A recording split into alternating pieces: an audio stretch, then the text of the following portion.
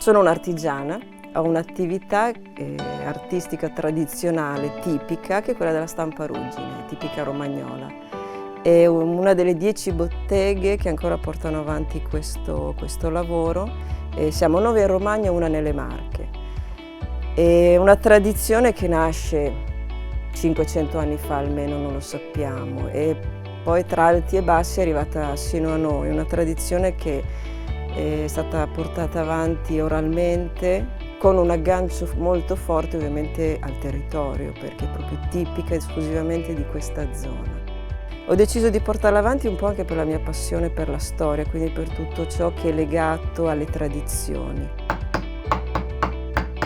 Ho iniziato più di 20 anni fa, un po' per curiosità, perché volevo fare qualcosa che fosse sì storico, ma che allo stesso tempo io potessi anche innovare in qualche modo.